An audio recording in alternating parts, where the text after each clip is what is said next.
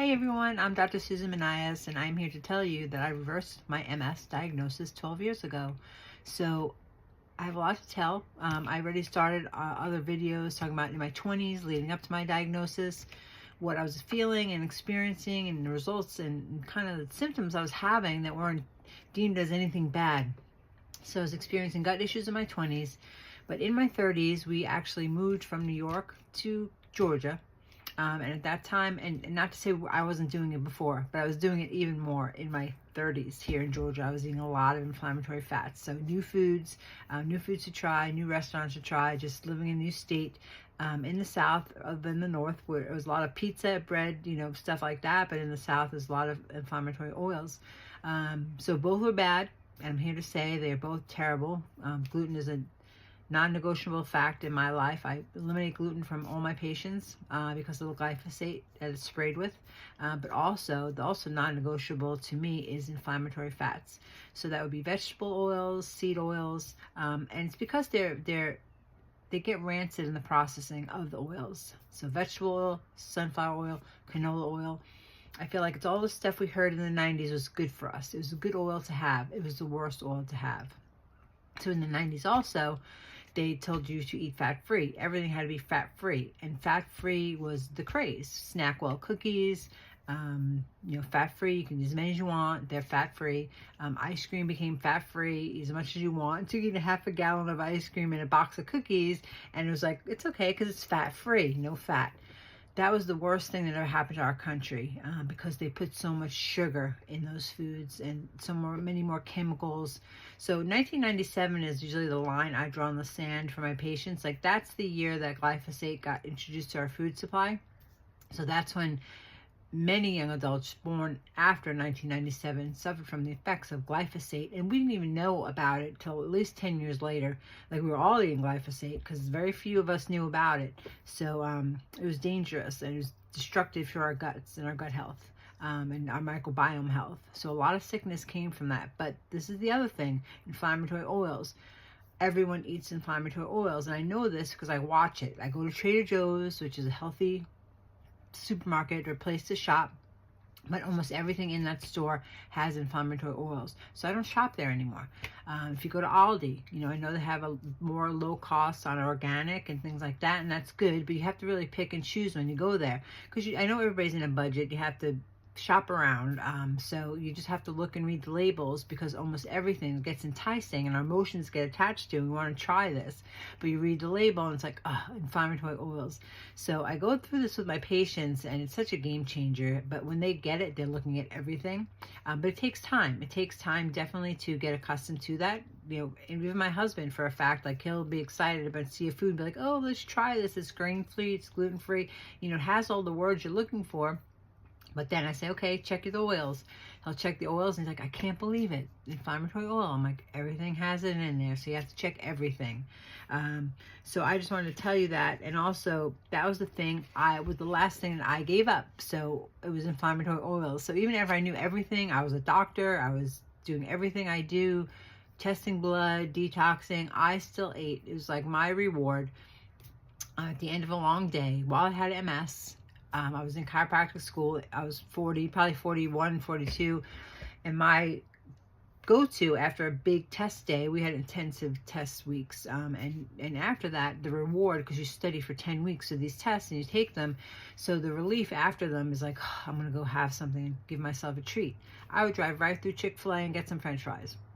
Telling you the truth. So I've always been a potato chip girl or a French fry girl ever since I was a child. I love French fries. I love potato chips. So we actually had a neighbor in our neighborhood. He joked about me because I was young and I would walk to the store by myself. It was right through my neighborhood and the store was right when you get out of the neighborhood, and I would go get some potato chips at the deli. So that was my thing, and he always joked that on my bike or wherever I was walking or riding or wherever I had, he's like, you have some potato chips in there, and I always did. I was a big potato chip eater. So that was the last thing. So when I started eating, I was the first step of my journey when I was diagnosed with MS. I was told to go vegan or vegetarian, of course, but vegan also. So there was very little foods I was allowed to eat. But the way I saw it is if I read the labels and the labels on a bag of tortilla chips was like 3 ingredients. They were organic. It was just corn oil. I don't even know the ingredients. It's like 3 ingredients: salt, oil, and some kind of corn flour. So I used to eat them. To be honest, I used to eat chips as my sneak in my cupboard. I would sneak in there and eat some because there was nothing else I could eat. I literally was taken down to like 4 foods. So I did very diligent at first. I was perfect. But my doctor never told me, don't eat inflammatory oils. He never said that. Because if he did say that, I wouldn't have ate them. But he never said it. So Dr. Pompa always talked about eliminating inflammatory oils. But honestly, I didn't pay attention at first.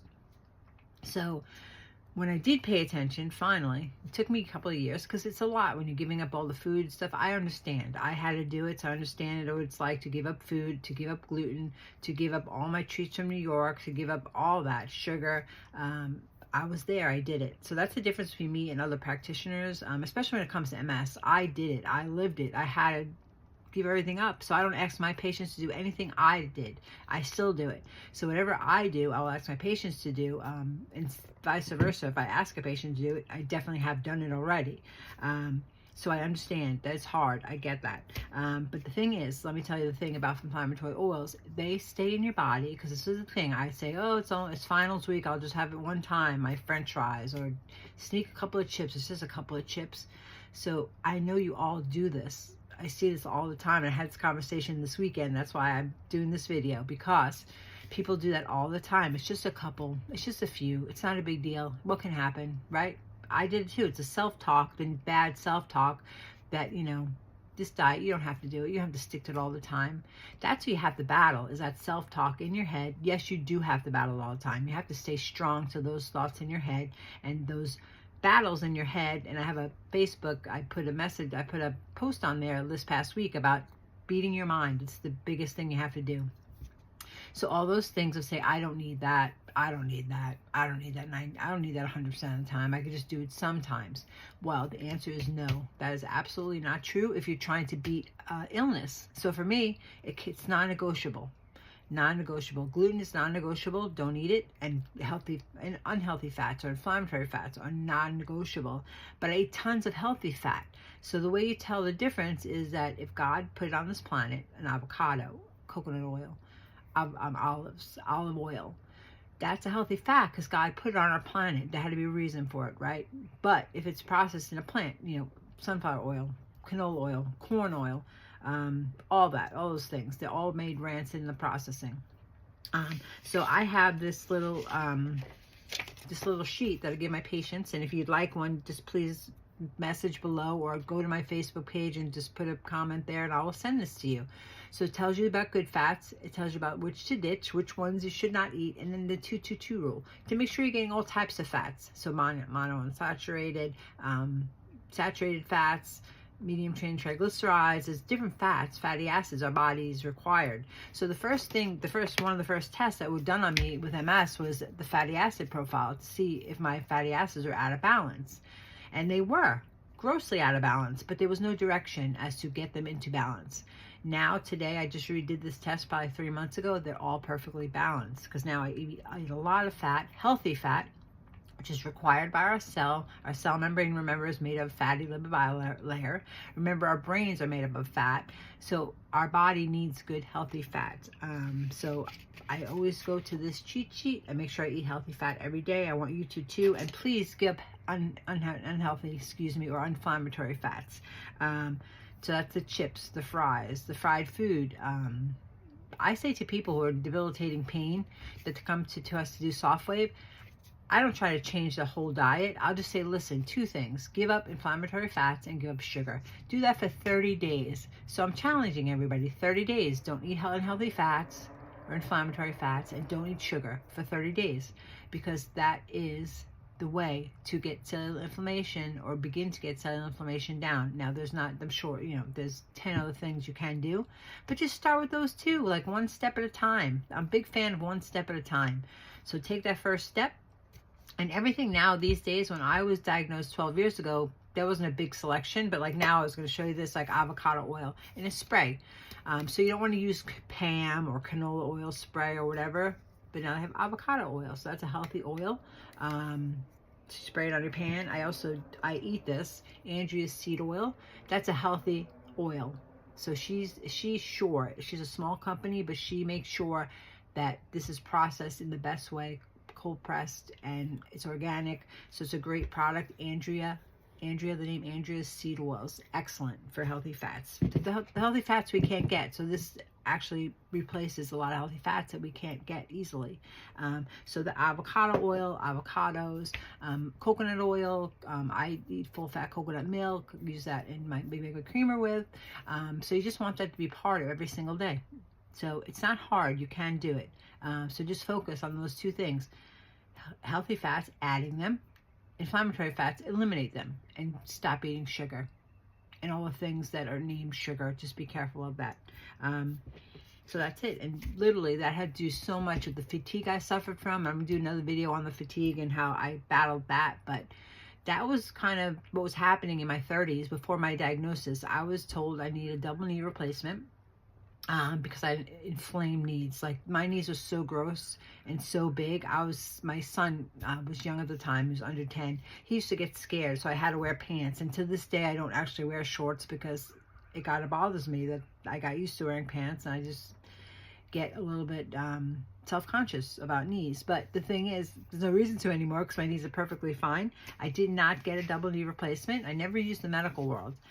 Never got a surgery, never took medication. The only surgery I ever had was my C-section of my first daughter, just because I didn't know the alternative methods. She was breech. But since then, I turned away all medicine, all medication, all surgery. It's just the way I was brought up anyway. But then I went to chiropractic school because I had that inner belief in my body. I was born like this, where I do not want to interfere with my body's design. God made us perfectly, so we have to honor that and treat our bodies perfectly by eating food grown on this planet, not processed in chemical and plants, factories and things like that. Stay away from foods that will hurt your body, which is inflammatory oils. They'll give you cellular inflammation, and that was what was happening in my 30s. Before my diagnosis, I was very inflamed, very inflamed, very inflamed. So I didn't know that those diagnosis of needing a double knee replacement. So I was told all the things, it's bone on bone, it's not gonna grow back, blah blah blah. I'm not gonna get into that now. But the truth was, it all did grow back, because right now my knees are fine, they're perfect. They've been re-x-rayed, the space is there, and I did not have to. I just had to find the things that are causing inflammation in my body and remove them. So that was a big part of the first few years of my reversing this illness, was to get the inflammation down. Because remember, MS is an autoimmune condition, and number 2 is an inflammatory disease.